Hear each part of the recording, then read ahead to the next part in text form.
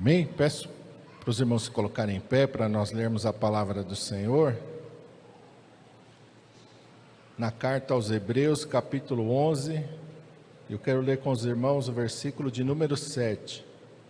Hebreus 11, versículo 7. Apenas esse versículo.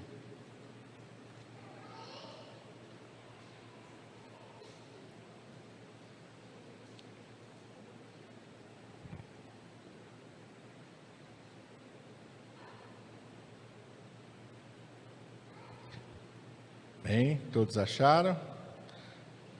Hebreus 11, 7. Está escrito assim: pela fé, Noé, divinamente avisado das coisas que ainda não se viam, temeu e para a salvação da sua família, preparou a arca, pela qual condenou o mundo e foi feito herdeiro da justiça que é segundo a fé. Vamos orar. Pai, em nome de Jesus, nós estamos na Tua presença, Senhor, e diante da Tua palavra. Esta palavra que nós acabamos de ler não é uma palavra humana, não é religiosa, mas ela é do Senhor. O Senhor nos deu esta palavra para que através dela nós possamos Te conhecer e através dela nós possamos ser transformados dia a dia.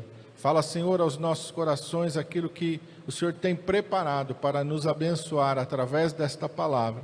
E que eu seja, Senhor, um instrumento nas Tuas mãos, que nada venha de mim mesmo, mas que eu apenas, ó Senhor, fale aquilo que o Senhor tem, Senhor, preparado para abençoar as nossas vidas. Eu oro e eu Te peço em nome de Jesus. Amém. Os irmãos podem se assentar.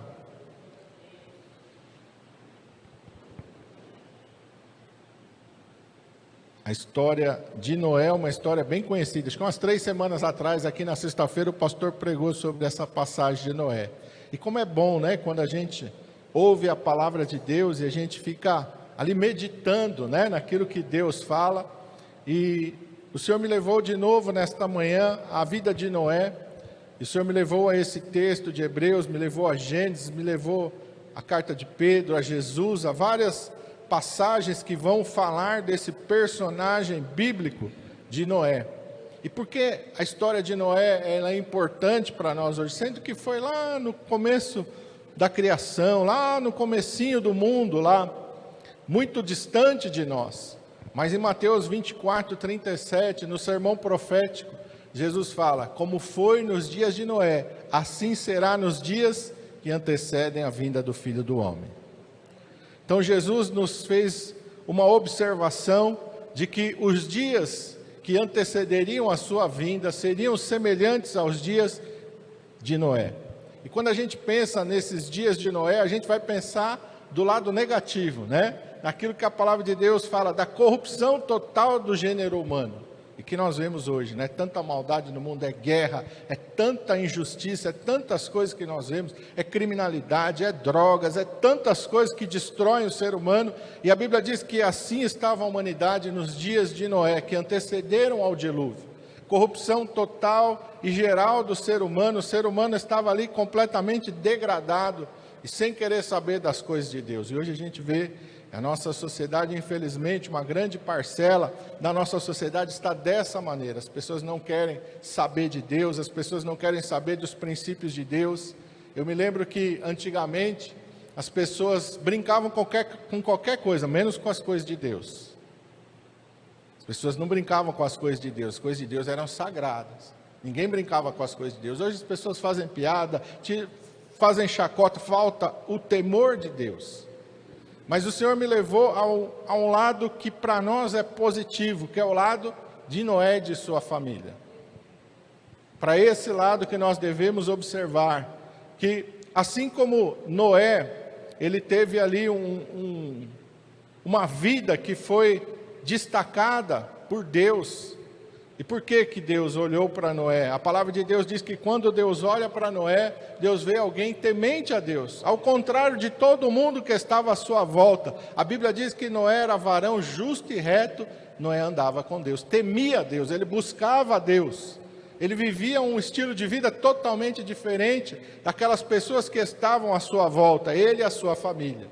E assim também quem busca a Deus, quem está na igreja, quem está buscando a Deus, está buscando viver uma vida diferente.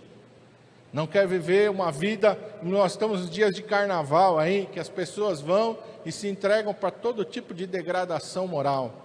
É tão triste a gente ver muitas coisas que acontecem nesses dias, mas quem está na igreja está buscando viver uma vida diferente, está buscando um estilo de vida completamente diferente. E algumas coisas o Senhor foi destacando sobre a vida de Noé, e eu fui aqui anotando para que a gente medite junto. A Bíblia diz que Deus veio e anunciou o dilúvio a Noé. Deus veio e falou: olha, Noé, é chegado o fim de toda a raça humana. Vou trazer um dilúvio de água sobre a terra e toda a raça humana vai perecer. Mas com você eu vou estabelecer uma aliança. Vai construir uma arca. Eu vou te dar instruções, eu vou te dar todo o suporte necessário para que você construa uma arca. E o que isso tem a ver com a gente? Quando nós olhamos para a palavra de Deus, nós vemos Deus nos anunciando também sobre o reino dos céus. A palavra de Deus diz que o dilúvio nunca tinha acontecido, não aconteceu outro nem antes nem depois, foi uma coisa completamente inédita.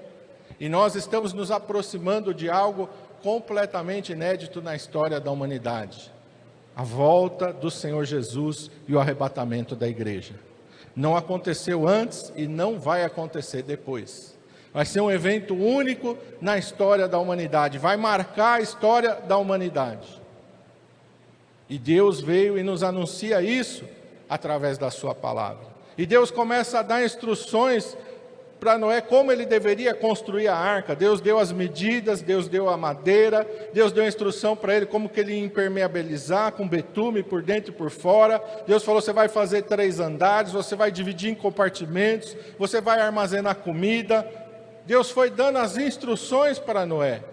E quando a gente olha para a palavra de Deus, nós vemos instruções para a nossa vida. Como é que a gente vai passar por esta vida, nos preparando para esse evento que está chegando? Noé tinha que se preparar para o dilúvio, e a Bíblia diz que nós temos que nos preparar para o arrebatamento. Jesus vai contar algumas parábolas, entre elas, uma das mais conhecidas é a das 10 virgens, que estavam preparadas ali para encontrar o noivo demorou, elas dormiram todas, e a Bíblia diz que perto da meia-noite ouviu-se um grito: eis aí o noivo, saía ao seu encontro, e a Bíblia diz que 5 eram prudentes e 5 nécias. As prudentes pegaram azeite de reserva que tinham, colocaram nas suas lâmpadas, porque todas as lâmpadas apagaram, e acenderam novamente as suas lâmpadas, mas 5, a Bíblia diz, eram nécias, não tinham levado azeite sobressalente, não tinham azeite para acender as suas lâmpadas quando o noivo chegou. Então elas correram à cidade para comprar. Enquanto isso o noivo veio, encontrou com 5, levou elas, e aquelas 5 que não estavam preparadas, a Bíblia diz, não entraram. E quando Jesus fala isso, Jesus está falando que vai ser assim no arrebatamento. Algumas pessoas vão estar preparadas para o arrebatamento, outras não vão estar preparadas. Embora na parábola todas fossem virgens, todas fossem noivas, quer dizer, todas estavam ali buscando ter a sua vida com Jesus, mas 5 levaram de qualquer maneira. Sabe aquele estilo de vida? Eu não sou fanático não, eu não sou fanático não tenho esse negócio, não fico muito lendo a Bíblia não fico muito... Hebreus aqui diz que ele preparou a arca para a salvação da sua família. Você tem que preparar a sua vida para a salvação da sua vida e da sua família. Você tem que ensinar os seus filhos, você tem que levar o evangelho para dentro do teu lar, tem que preparar a sua vida, tem que preparar o seu lar, tem que preparar a sua família, porque a Bíblia diz que este dia do arrebatamento da igreja vai ser um dia em que ninguém espera. A palavra de Deus diz que o dilúvio surpreendeu a todos, só não surpreendeu quem? Noé, porque Noé estava preparado. O dia do arrebatamento da igreja vai surpreender a muitos, mas não vai surpreender aquele que está preparado, porque ele já está aguardando, porque ele já está se preparando, porque ele já está colocando a sua vida ali de uma maneira que quando chegar esse dia, embora como pode ser que na parábola das virgens estavam meio que dormindo, mas quando ouviu o grito, eis aí o noivo, que veio um aviso de Deus antes que acontecesse. Então elas rapidamente acenderam as suas lâmpadas e saíram ao encontro do seu noivo. O Espírito Santo não vai deixar a gente sem nos avisar. E os sinais estão acontecendo. Guerras, rumores de guerra, terremoto, fome, peste. Olha quantas coisas estão acontecendo nos nossos dias. Há um tempo atrás aí a gente ouvia falar de pandemia, o que a gente lembrava? Todo mundo falava, teve a gripe espanhola no começo dos anos 1900. Era a única referência de pandemia que a gente tinha, não era verdade? Hoje em dia nós passamos por uma pandemia. Quem imaginar que a gente ia ver aeroporto fechado, cidades como São Paulo, você vê grandes cidades do mundo com as ruas vazias lá, as câmeras filmando, rua vazia. Quem imaginou que isso ia acontecer? A gente não imaginou, mas a gente passou porque os sinais estão anunciando aquilo que está se aproximando. Noé foi diligente, e Noé fez aquilo que Deus mandou que ele fizesse, e o Espírito Santo colocou aqui, eu anotei, no Evangelho também, a gente não faz o que a gente quer, nem a gente faz as coisas do nosso jeito. A gente tem que fazer aquilo que Deus nos instruiu para fazer. Deus mandou Noé, pega essa madeira. Se Noé fala, essa madeira é muito dura, acho que eu vou pegar outra. Ia dar certo?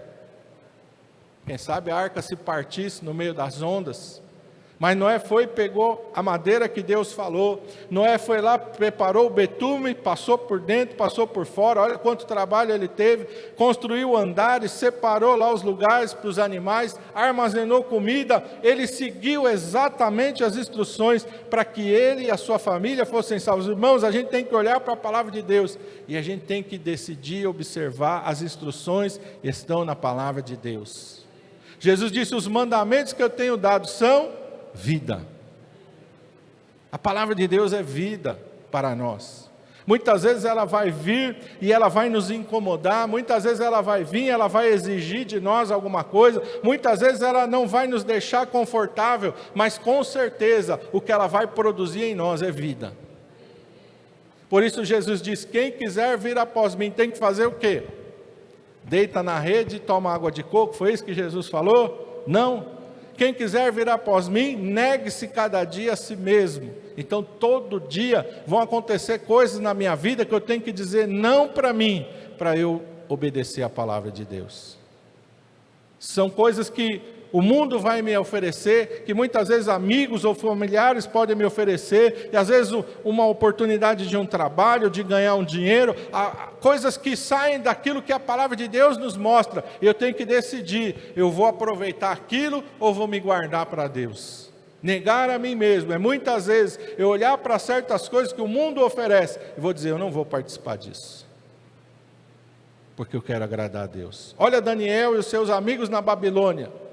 Eles chegam lá e o manjar do rei é servido para eles. O mesmo manjar que o rei comia é apresentado para eles.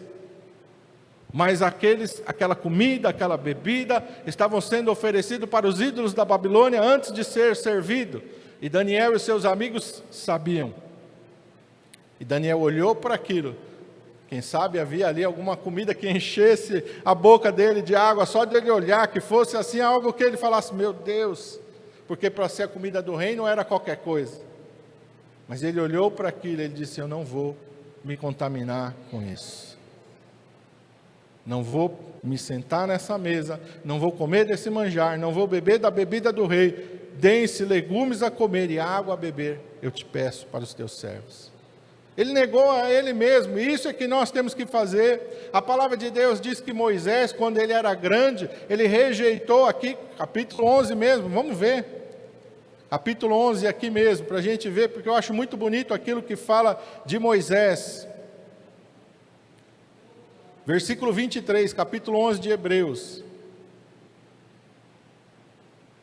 Diz assim, pela fé Moisés já nascido foi escondido 3 meses por seus pais, porque viram que era um menino formoso e não temeram o mandado do rei. Versículo 24, pela fé Moisés sendo já grande, recusou ser chamado filho da filha de Faraó, escolhendo antes ser maltratado com o povo de Deus, do que por um pouco de tempo ter o gozo do pecado, tendo por maiores riquezas o vitupério de Cristo do que os tesouros do Egito, porque tinha em vista a recompensa. Moisés recusou ser chamado filho da filha de Faraó. Ele negou a ele mesmo. Ele recusou os tesouros do Egito, tendo por maiores riquezas o vitupério, a vergonha de Cristo. Eu não sei o que Moisés sabia a respeito de Jesus, mas aquilo que ele sabia era maior do que qualquer tesouro do Egito. E ele virou as costas para tudo. Ele disse não para ele mesmo. Quem é que não quer viver no palácio? Quem é que não quer viver como rei? Quem é que não quer ser servido? Quem é que não quer viver ali uma vida de esplendor? Porque o Egito era a nação mais rica e mais poderosa da terra. Mas Moisés rejeitou tudo isso. Ele negou a ele mesmo. Negou a ele mesmo. Então, o Evangelho ele nos chama para isso, para não vivermos para nós mesmos, mas para vivermos para Deus. Noé vai passar os próximos 100 anos da vida dele se preparando. Ele vai abrir mão de tudo para preparar a arca, porque se ele não prepara a arca, ele morre. Se ele não prepara a arca, a família morre. Se ele não prepara a arca, não tem salvação. Então a prioridade na vida de Noé vai ser se preparar para a sua salvação. E uma coisa que eu vou perguntar, você não precisa responder para mim, responda para você mesmo. Você está preparado para o arrebatamento? Se Jesus voltar hoje, você tem certeza que você vai subir? Eu não vou ficar aqui, eu tenho certeza que eu vou subir. Você tem certeza que aquelas pessoas que você mais ama vão subir também? A Bíblia diz que nós temos que estar preparados, porque os sinais já estão mostrando.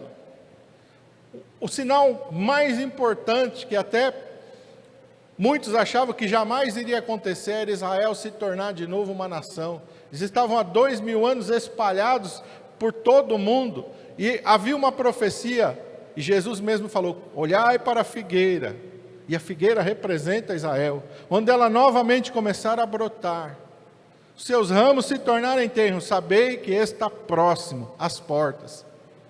Até antes de 1948, até mesmo os teólogos, aqueles que estudavam a Bíblia, achavam que Israel nunca voltaria a ser uma nação.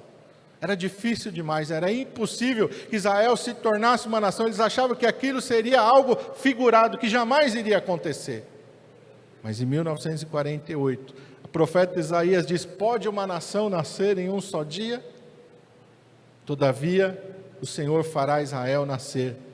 Numa votação na ONU, Israel foi declarado um Estado, uma nação de novo. Deus cumpriu a sua palavra.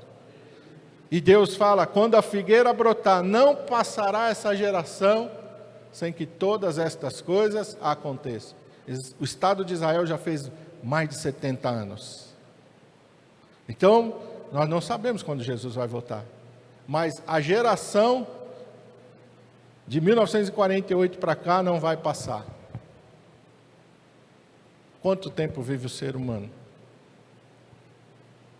Lá, depois do dilúvio, a Bíblia diz que antes do dilúvio eles viviam muitos anos, tem as genealogias lá, 900, 800, 700, mas depois do dilúvio Deus fala assim, eu vou limitar os anos do homem, até 120 anos no máximo. E aí? Pode ser que Jesus, se você pensar, Israel fez 70 anos, até 120 tem muitos anos pela frente, mas é o máximo.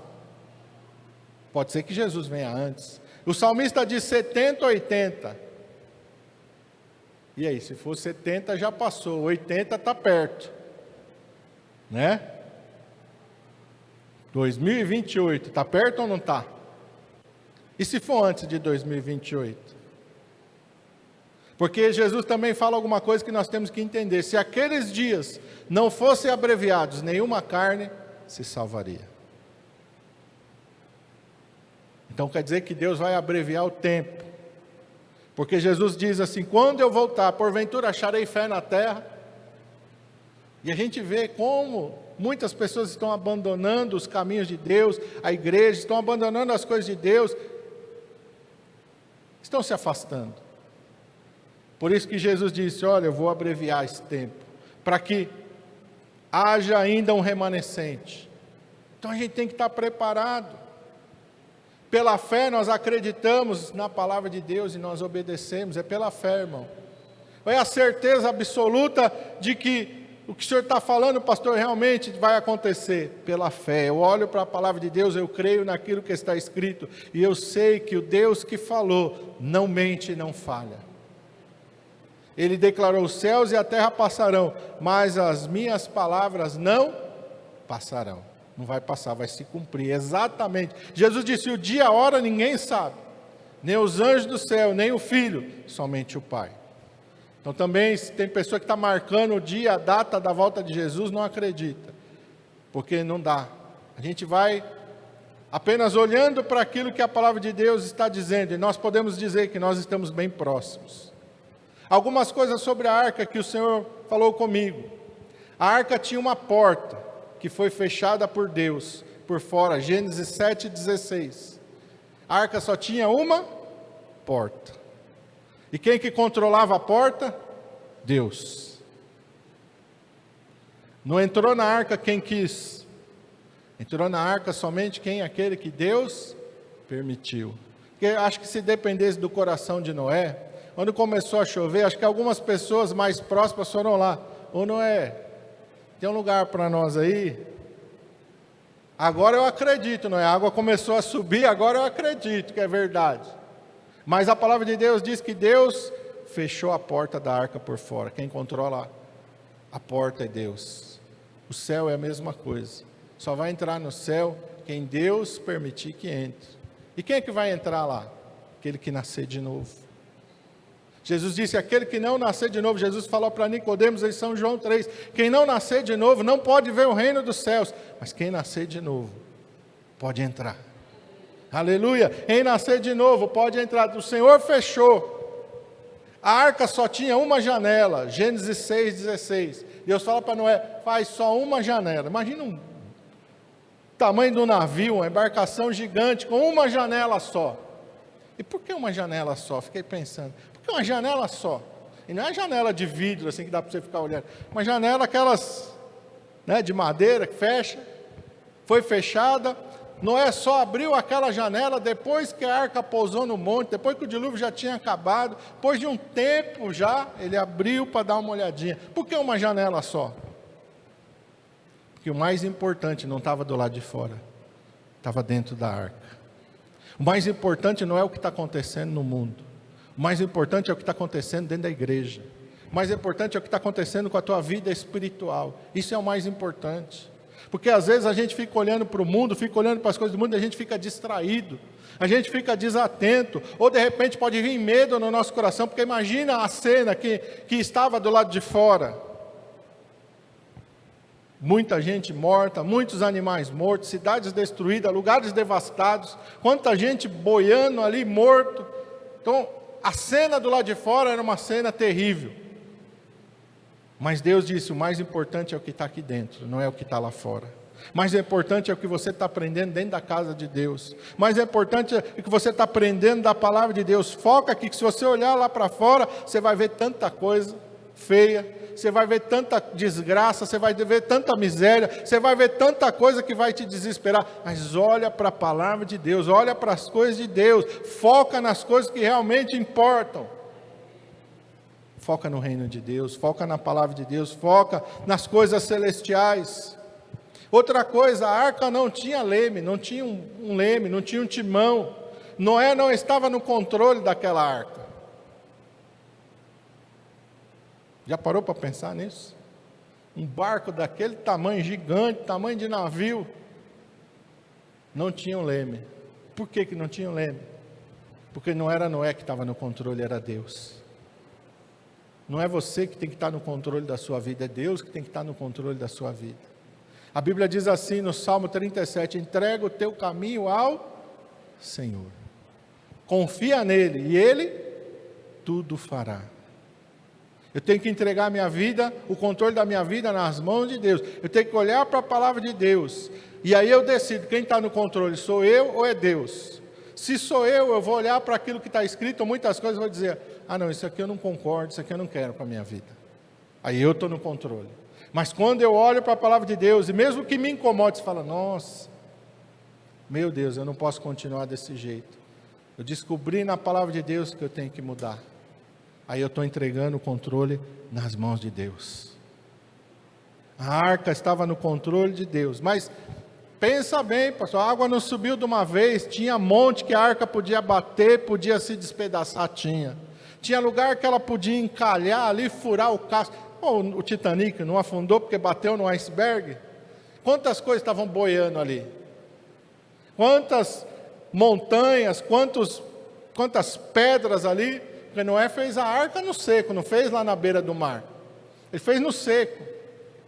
Quem que guiou a arca? Quem que guiou e desviou de todos os perigos e permitiu que ela navegasse em segurança, pousasse em segurança e ninguém se prejudicou, ninguém morreu? Não foi naufragada aquela arca, porque Deus estava no controle. Se Deus estiver no controle da tua vida, a tua vida não vai naufragar, tua vida não vai dar errado. As coisas não vão dar errado, você não vai perder a tua salvação, você não vai perder as coisas de Deus, se Deus estiver no controle da tua vida. A palavra de Deus diz assim: e Deus faz com que todas as coisas cooperem juntamente para o bem daqueles que amam a Deus. Deus está no controle. Quando a gente lê a Bíblia, a gente vê a história de tantos personagens que passou por tanta luta, tanta aflição. Olha Davi, é um leão que aparece, é um urso que aparece, é gigante, tantas coisas acontecem na vida de Davi, mas Deus está preservando a vida de Davi. Não deixou o urso matar ele, não deixou o leão matar ele, não deixou Golias matar ele. Por quê? Porque Deus está no controle. Quando Deus está no controle da nossa vida, o inimigo pode levantar o que for, mas Deus não vai permitir que aquilo acabe com a nossa vida. Deus sabe guiar a nossa vida, Deus sabe dirigir os nossos passos, Deus sabe guiar o nosso destino. Daniel, Ananias, Misael e Azarias, que eu citei aqui, eles foram levados como escravos para a Babilônia. Jerusalém foi saqueada, destruída. Quantas pessoas morreram em Jerusalém? E eles foram levados como escravos, mas entre os escravos, Deus fez com que eles fossem escolhidos e colocados no palácio, porque Deus estava no controle da vida deles. Então, quando Deus está no controle da nossa vida, Ele é responsável por tudo. A arca não tinha leme, porque Deus estava no controle. Não queira você assumir o controle da tua vida e tirar das mãos de Deus. Entrega o teu caminho ao Senhor. Deixa Deus no controle de todas as coisas, porque não tem como dar errado. Amém? Vamos ficar de pé, vamos orar.